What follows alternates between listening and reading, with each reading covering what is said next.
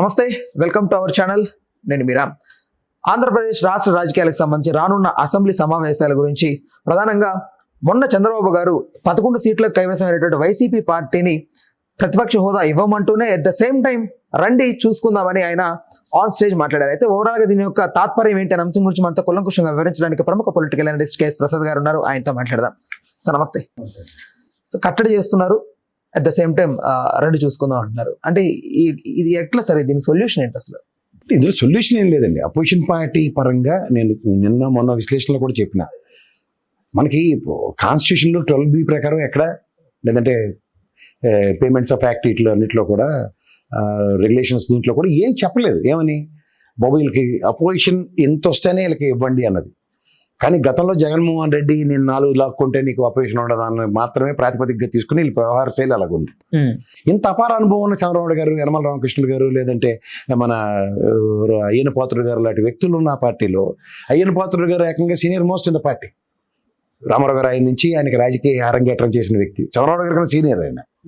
అలాంటి వ్యక్తి అసెంబ్లీ సమావేశాల గురించి నేను ఆయనకి చెప్పే అంత స్థాయిని అది కాకపోయినా, ఆయన 1985లో 23-29 స్థానాలకు పరిమితమైన కాంగ్రెస్కి అపోజిషన్ లీడర్ ఇవ్వలేదు, అపోజిషన్ స్టేటస్ ఇచ్చారు.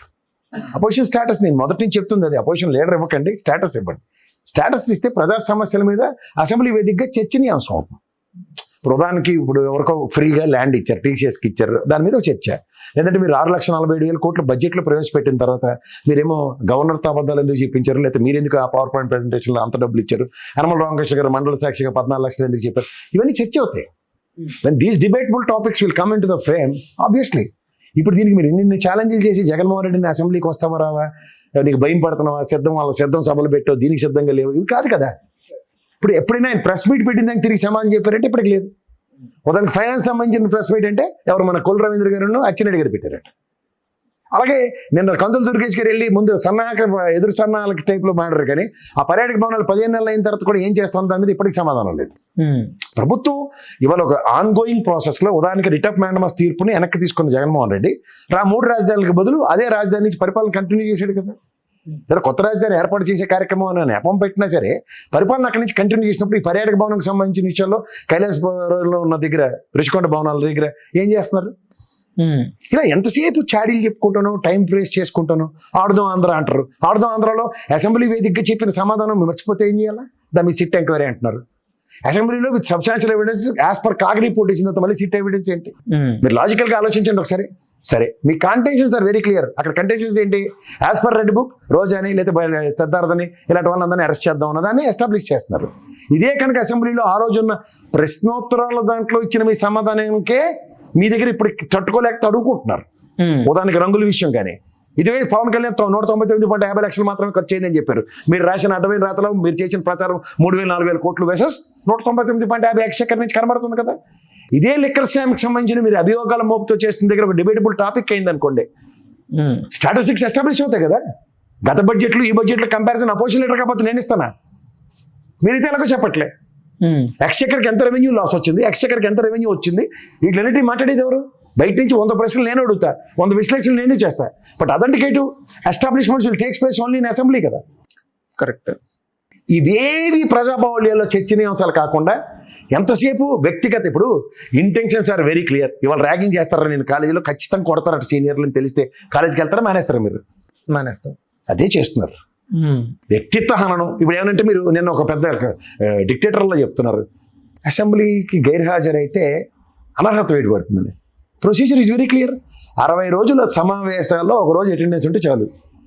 ఏముంది, ఆ రోజు వస్తారు, అటెండెన్స్ చేసుకుని ప్లకార్డులో పెట్టుకుని గొల్లు ఎడతారు, మీరే సస్పెండ్ చేసి బయటపోమంటారు.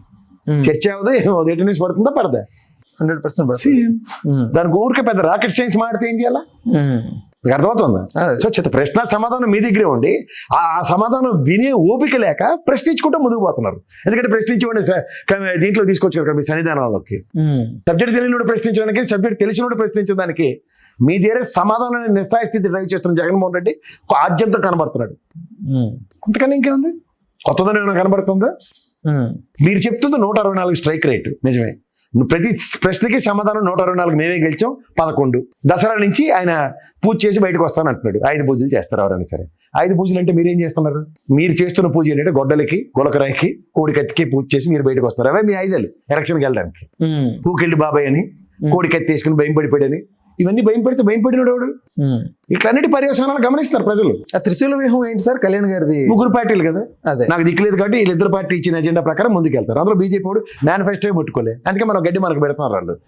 ఒక్క పథకం కూడా ఇది అవ్వకుండా. ఇంక మిగిలిన ఏమున్నాయి? చంద్రబాబు గారు అడుగు చేయడం నడుస్తున్న పవన్ కళ్యాణ్, ఇంకా వాళ్ళ పార్టీ విధి విధానాలు ఏముంటాయి? జహాపనా తుజే గ్రేటో అనుకుని మీరు ఏడు చెప్తే వెనకాల ఆ 3 Idiots సినిమాలో ఆ క్లైమాక్స్ వాడు చూపిస్తాడు చూడండి, వెనక్కి తిరిగి అదే చూపిస్తున్నారు వీళ్ళు. అంతకని ఇంకెళ్ళలేదు. అంటే అదే త్రిశూల వ్యూహం. 3 పార్టీలు 3 సోలాలు వస్తాయి. దసరాకి ఎవరైనా పూల బాణాలు కొట్టి ప్రజలకి అన్ని సంక్షేమాలు అందిస్తారు. దసరా కానుక, చంద్రన్న దసరా కానుక, ఇలాంటివన్నీ ఎక్స్పెక్ట్ చేసాం. అది బదులు త్రిశూల వ్యూహం. నెక్స్ట్ వచ్చి కార్తీక మాసానికి శివుడు పట్టుకునే సోలం పట్టుకొచ్చి మళ్ళీ పొడుస్తూనే ఇండికేషన్ ఇస్తున్నారు. మళ్ళీ ఏ ట్రూప్ ఛార్జీలు, ఇంకే ఛార్జీలు పోతారు. సోలాలతో పోట్లు ఉంటాయి కానీ సోలాలతో ఏమైనా మనకి ప్రసన్న హస్తాలు ఏమైనా ఉంటాయి?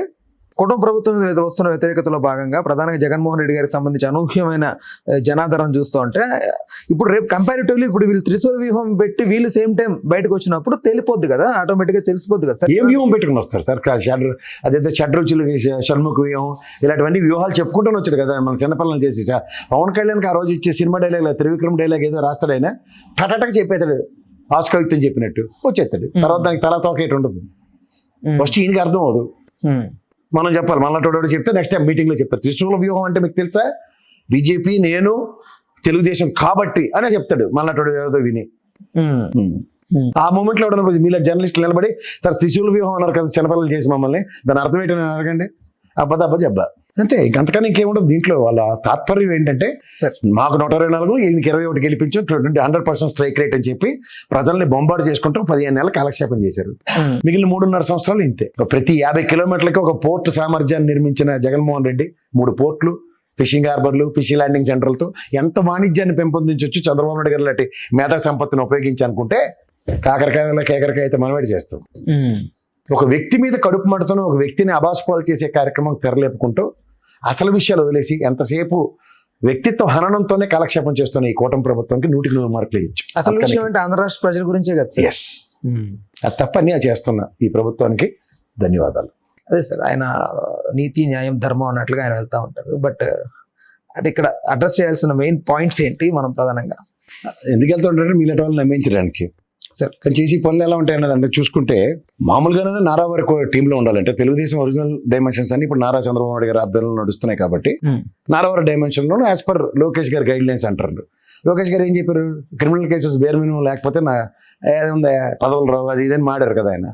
సో అన్నీ మీరు గమనిస్తే నేర చరిత్ర అన్నది చూసుకుంటే number 1 ADR NEW association for democratic రీసెర్చ్లో వచ్చిన రిపోర్ట్స్ చూసుకుంటే అత్యధిక ఆస్తులు చంద్రబాబు నాయుడు గారు, అత్యధిక కేసులు నెంబర్ 3 జాతీయ స్థాయిలో ఉన్న దగ్గర చూసుకుంటే ఎలా ఉన్నాయి వీళ్ళ రిపోర్ట్లు, ట్రాక్ రికార్డులను చూస్తే ఎలక్షన్స్ వాచ్ ప్రకారం చూసుకున్నా సరే EW అంటారు. చంద్రబాబు నాయుడు క్యాబినెట్లో చూసుకుంటే 96% క్రిమినల్ అఫెన్స్ కేసెస్ ఎట్లా ఉన్నాయి చూసుకుందాం. ఫస్ట్ నిమ్మల రామానాయుడు గారి మీద 20 కేసులు ఉన్నాయి. నెక్స్ట్ చంద్రబాబు గారి మీద 19 ఉన్నాయి. లోకేష్ మీద 17 ఉన్నాయి. డిప్యూటీ సీఎం పవన్ గారి మీద 8 కేసులు ఉన్నాయి. వాసంశెట్టి సుభాష్ 12 ఉన్నాయి. కింజరపు అచ్చెన్నాయుడు మీద 13 ఉన్నాయి. నారాయణ గారి మీద 8, కొల్లు రవీంద్ర గారి మీద 15, రాంప్రసాద్ రెడ్డి గారి మీద 5, సవిత గారి మీద 10, వంగలపూడి అనిత గారి మీద 7, కందులు దుర్గేష్ గారి మీద 7, బీసీ జనార్దన్ రెడ్డి గారి మీద 9, బాలవీరేంద్ర స్వామి గారి దగ్గర 11, గొట్టుపాటి రవికుమార్ గారి మీద 5, కొలుసు పారసాద్ గారి మీద 5, అనగాని సత్యప్రసాద్ గారి మీద 3, సంజయరాణి గారి మీద 3, మహమ్మద్ ఫరూక్ గారి మీద 3, ఆనం రామనాయుడు గారి మీద 1, కొండపల్లి శ్రీనివాస్ గారి మీద 1, పయ్యవల కేశవ్ గారి మీద 1. ఎవరి మీద ఎన్ని ఎక్కువ కేసులు అంటే పదవులు ఇస్తారని పవన్ కళ్యాణ్ గారికి చిన్నపిల్లని చేసి మోసం చేసినందుకు ఆయనకి కూడా దగ్గర 7-8 కేసులు పెట్టుకున్నాడు ఆయన. ఇవన్నీ చూసుకుంటే పెట్టుకున్నాడు, చేసిన పనులకి పెట్టారు. సో ఇక్కడ మీరు గమనిస్తే చిత్తశుద్ధి లేని పూజ అన్న దగ్గర ఆయన చెప్పిన మాట ఏంటి? జగన్మోహన్ రెడ్డి పెద్ద క్రిమినల్ కేసులు, క్రిమినల్స్ మీద రాజకీయాలు ఏంటి, ఇవన్నీ ప్రవచనాలు బాగా చెప్పారు కదా. మరి ఈ ప్రవచనాల సారాంశంలో వీళ్ళ మీద ఉన్న ట్రాక్ రికార్డులో మరి ఏ ప్రాతిపదిక పొత్తులో ఉన్నారు? కేసుల కంటే ఆధారాలు ముఖ్యమని మాట్లాడతారు కదా సార్ వాళ్ళు. మీరు ఆధారం లేకుండా క్రిమినల్ కేసు కట్టేస్తారు ఎవరి మీద. సరే అవన్నీ ఇప్పుడు అలాగే క్రిమినల్ అఫెన్స్ కేసులు, ఎకనామిక్ అఫెన్సెస్ కేసులు కట్టడం వరకు మిగిలింది కదా, దాన్ని ప్రూవ్ చేయలేకపోతుంది కదా ఈడీ కానీ సిబిఐ కానీ. ఆ జగన్మోహన్ రెడ్డికి అయితే వర్తించదు కదా, వీళ్ళకైతే వర్తిస్తుందా? ఇప్పుడు ఈ విధంగా చూసుకుంటే మాటలకి దీనికి సంబంధం ఏంది సార్? క్రిమినల్స్ పరిపాలిస్తే అసలు నేను సహించలేను, ఎన్నికల్లో అలాంటి వాళ్ళని బహిష్కరించాలి, అనర్హత అయ్యాలని ఎంతంత పెద్ద జుత్తు వేసుకుని ఊగిపోయారైనా. సార్ మరి మీ పరిస్థితి ఏంటి? మమ్మల్ని మీరు ఎందుకు బహిష్కరించుకోరు? ఇప్పుడు చెప్పే వరకే పరిమితం అయ్యే మీరు వాస్తవాలకు దగ్గరగా ఏమైనా రాజకీయాలు చేస్తారంటే వాస్తవాలు అందరిలాగే చేస్తున్నారు. దానికి రాజకీయ రంగు వేసి యాజ్ ఇఫ్ నేను అచ్చాని పచ్చపోసాను కబుర్లు చెప్తున్నారు. దీనికోసం దేనికంట మీరు ఎత్తుకున్న సొగాల ప్రీతి కేసు, అలాగే same scenario Vizag steel plant issue, ఈ రెండు మీరు గమనించుకోండి. ఆద్యంతం గుండ్లు మీ చేసి చెప్పండి. కేవలం ఎలక్షన్ ఇంజనీరింగ్ కోసం వాడినవే కదా. నేను వైజాగ్ స్టీల్ ప్లాంట్ ప్రైవేటీకరణ విషయంలో ఎన్డీఏ కూటమితో ఉంటే డిజిన్వెస్ట్మెంట్ స్కీమ్లో how fast they are working on that అన్న దాని మీద అవగాహన లేకుండా ఉన్నారు. అప్పటిదానికి మీకు ప్రజలకు న్యాయం చేసే సమక్షంలో ఎస్ గత జగన్మోహన్ రెడ్డి ఏ పని చేశాడో మా ప్రభుత్వం వస్తే ముఖ్యమంత్రి గారు నేను కన్విన్స్ చేసి చెప్తానంటావా? యాజ్ ఇఫ్ అన్నట్టుగా నరేంద్ర మోడీని, అమిత్ షాని నేను మాట్లాడుతున్నప్పుడు రాష్ట్ర సమస్య ఇది. ఇప్పుడు కూడా నువ్వు లైట్నింగ్ కాల్ ఎందుకు యూజ్ చేయట్లే? నీ స్వార్థానికి వాడినాను శభాష్. రాష్ట్ర సమస్యకు కూడా వాడినంటే ఇంక దేనికి నీకు సంబంధం? అంటే జగన్మోహన్ రెడ్డి గారిని ఆడిపోసుకోవడానికి అండ్ చంద్రబాబు నాయుడు గారు నేను పాత తగులన్నీ మర్చిపోండి, మనం బాయ్ బరంపరం అని చెప్పి కథలు నెప్పించడానికి మీరు ఏమైనా సంధానకర్త రాజకీయాలు చేశారా బీజేపీకి, చంద్రబాబు నాయుడు గారికి? చెప్పండి. అలాగే సుగాలి ప్రీతి విషయంలో మీరు చేసిన పోరాటానికి గత ప్రభుత్వం న్యాయం చేసిందన్నారు. ఎలా క్రెడిట్ తీసుకుంటారు సార్? 2 సంవత్సరాలు నా ప్రభుత్వంలో మీరు కూటమి నుంచి బయటకు వచ్చినప్పుడు ఇదే ఇమ్మెన్స్ ప్రెషర్ చంద్రబాబు గారు పెట్టుండి ఆవిడకి 5 ఎకరాల వ్యవసాయ భూమి, 5 సెంట్ల భూమి ఇచ్చిపించి అలా ఆయనకి ప్రభుత్వ ఉద్యోగం ఇస్తే మిస్టర్ అండ్ మిస్సెస్ అని సంబోధిస్తారు. భర్త క్యాస్ట్ భార్యకి వస్తుందా, భార్య క్యాస్ట్ భర్తకి వెళ్తుందా? భర్తది భార్యకి వస్తుంది కదా. ఇప్పుడు సుగాలి ప్రీతి ఆవిడ క్యాస్ట్ని కూడా మీరు అవహేళన చేస్తున్నారు, ఛాలెంజ్ చేస్తున్నారు. She's not claiming for her caste. మీరు ఆ అమ్మాయికి చంపిన వాళ్ళని శిక్షిస్తానని చెప్పిన దాన్ని నమ్మిన సుగాలి ప్రీతి గారు వాళ్ళ అమ్మ అది మాట్లాడమంటే సిబిఐ కేసు, సిబిఐకి మీరు అప్పచెప్తున్నాం అంటున్నారు. సిబిఐకి అప్పచెప్పి ఏం చేస్తారు? గత సిబిఐ మా దగ్గర కెపాసిటీ లేదు, మా దగ్గర టీం లేదు చేయన్నప్పుడు అదే సిబిఐని ఇప్పుడున్న ఎన్డీఏ కూటమితో మీరు ప్రెషర్ పెట్టి ఇలా చేసి పనిచేయించే కార్యక్రమం కానీ తరలేపుతారా? అంటే నోరిప్పితే అబద్ధాలు చెప్పి అధికారమే పరమవదని అధికారం దక్కించుకోవడానికి మీరు చేసిన కుటీర యత్నాన్ని సఫలీకృత రాజకీయాల్లో ఉప ముఖ్యమంత్రిగా ఉప్మా తినడానికి ఉపయోగపడుతుందని చెప్పండి. అంతకన్నా ఇంకెళ్ళి. సో ఓవరాల్గా అబద్ధాల పునాదుల మీద ఏర్పాటు చేసిన మీ ప్రభుత్వానికి మీ అబద్ధాలు బ్రహ్మాండంగా సహకరించిన ప్రతి ఒక్కరికి కృతజ్ఞతలు చెప్తూ కంటిన్యూ అయిపోండి.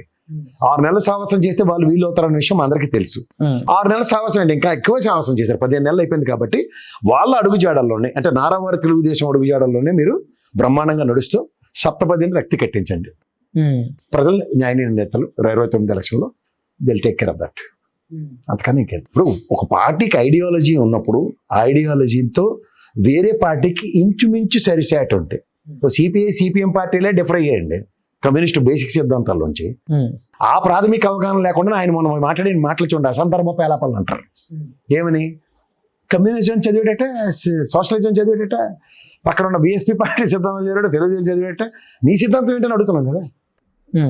మనకు ఒక సిద్ధాంతం ఉంటే ఆ సిద్ధాంతానికి కట్టుబడి దీని ప్రకారం ఈ విధంగా నేను ప్రజలకి సముచిత న్యాయం చేస్తానని అనుకుంటే, లేదంటే ప్రజల ఇతిగతుల మీద ప్రభావితమై ఈ సామాజిక సమస్యల మీద నేను పార్టీ పెట్టుకున్నానన్న చెప్పి వస్తే ఒక పార్టీకి కులం చూడడం, మతం చూడడం అంటూ, కానీ మళ్ళీ ఇప్పుడు హిందుత్వవాదాన్ని ఎత్తుకుని లేని పొంతాలు కనుక కోరి తెచ్చుకుంటున్నాం. ఓ పక్క చూసుకుంటే సమాజానికి చేసే సేవ విషయంలో కౌలు రైతులకు 5 కోట్ల సొంత డబ్బులు తీసుకొచ్చి ఇచ్చానంటాం. ఈ రోజు ప్రభుత్వంలో ఉండి కౌలు రైతులకు ఏం న్యాయం చేయాలో అవగాహన లేకుండా ఒక ఎలక్షన్ ఇంజనీరింగ్, స్వార్థ ప్రయోజనాలు, నీ అధికారం కోసం అనవసరంగా వాడిన కౌలు రైతులు 15 నెలలైనా ఇప్పటికి ఎగ్జిక్యూషన్ లేదంటే విధి విధానాలు అప్పుడు కూడా నీ దగ్గర లేవని అర్థం కదా. అట్లా మీరు ఏ ప్రాస్పెక్ట్లో మీరు ఏది తీసుకున్నా సరే అవగాహన రాహిత్యంతో చేసే రాజకీయాలకి అవకాశం అందిపుచ్చినప్పుడు చూడండి, భాగ్యలక్ష్మి లాంటి టికెట్ ఎవరికి వస్తుందో అడిగి తెలియదు, ఎవడో అదృష్టవంతులు అంటారు. అలా ఒకసారి పదవిని అలంకరించిన తర్వాత పదవికి కూడా న్యాయం చేయలేకపోతున్నారు. ఎందుకు? ఎత్తుకున్నవన్నీ మీ చేతకాంతనానికి నిదర్శనమైనవన్నీ ఎత్తుకున్నారు. ఏదో ఉదాహరణకి వైజాగ్ స్టీల్ ప్లాంట్ మీతో కాదు, ఈ జన్మ కదా ఒంటి జన్మ మీద తపస్సు చేసిన ఆ బీజేపీ వాళ్ళు మీ మాటలు వినరు, కన్విన్స్ అవ్వరు. ఇంకా మిగిలింది ఏముంది? సుగాలి ప్రీతి విషయంలో సిబిఐ గత ప్రభుత్వం ఇస్తే నా చేతులు ఎత్తేస్తే ఎందుకంటే వెనక్కి తీసుకున్నారు, కొంచెం ఫోర్స్ని డిప్లాయ్ చేసి అది పని వచ్చేలా చేయండి అని చెప్పే సామర్థ్యం కూడా మీ దగ్గర లేదు. అది కూడా డల్తనం కనబడుతుంది కదా. ఇంకేం చేయాలా?